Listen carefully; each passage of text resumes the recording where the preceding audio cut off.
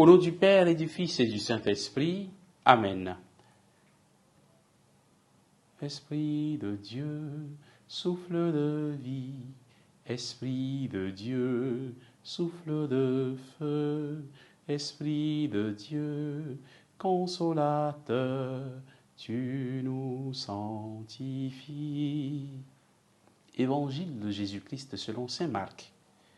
En ce temps-là, Jésus prit avec lui Pierre, Jacques et Jean, et les amenant eux seuls à l'écart sur une haute montagne. Et il fut transfiguré devant eux. Ses vêtements devinrent resplendissants d'une blancheur telle que personne sur terre ne peut obtenir une blancheur pareille. Élie leur apparut avec Moïse, et tous deux s'entretenaient avec Jésus.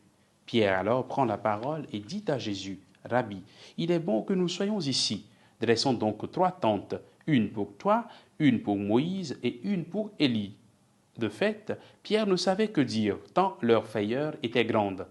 Survint une nuée qui les couvrit de son ombre, et de la nuée une voix se fit entendre. « Celui-ci est mon fils bien-aimé, écoutez-le. » Soudain, regardant tout autour, ils ne virent plus que Jésus seul avec eux.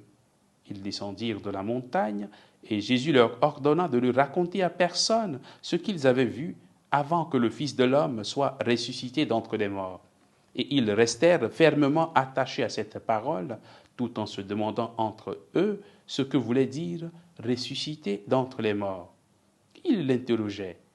Pourquoi les scribes disent-ils que le prophète Élie doit venir d'abord? Jésus leur dit, certes, Élie vient d'abord pour remettre toutes choses à sa place.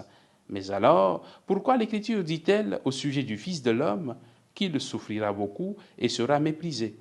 Eh bien, je vous le déclare, Élie est déjà venu et ils lui ont fait tout ce qu'ils ont voulu, comme l'Écriture le dit à son sujet.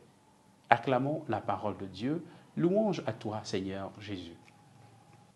Bien, chers frères et sœurs en Christ, nous sommes aujourd'hui le samedi 18 février. Aujourd'hui, nous voyons Jésus qui va sur une haute montagne avec 3 de ses disciples. C'est le cercle restreint. Pierre, Jacques et Jean. Des 12, Jésus choisit 3 pour l'accompagner. Ils ont été les seuls à voir le retour à la vie de la jeune fille morte dans l'évangile de Marc que nous sommes en train de lire ces jours-ci, au chapitre 5, versets 37 à 43.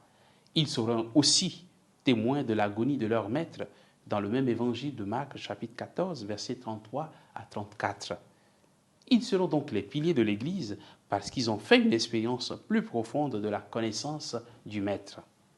Dans leur cheminement spirituel, ces disciples reçoivent le dévoilement de la gloire de Jésus.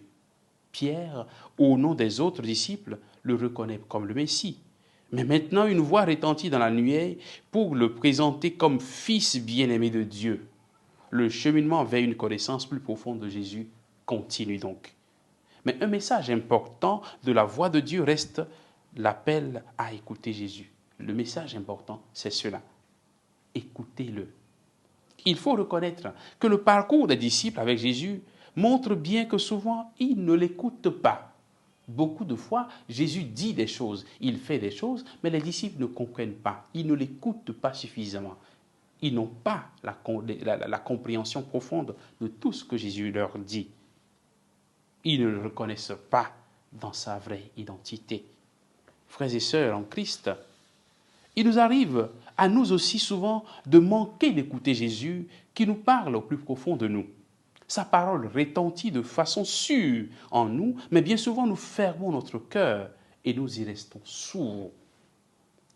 Que peux-tu faire, frère ou sœur, pour écouter Jésus te parler? Que dois-tu faire? Quel obstacle dois-tu enlever de ta vie pour que ton cœur soit plus disposé à écouter Jésus? Tu ne peux pas le connaître si tu ne le laisses pas te parler. Il te donne tant d'occasions pour te parler. Sa parole se donne à toi chaque jour. La célébration des sacrements est une occasion de te parler.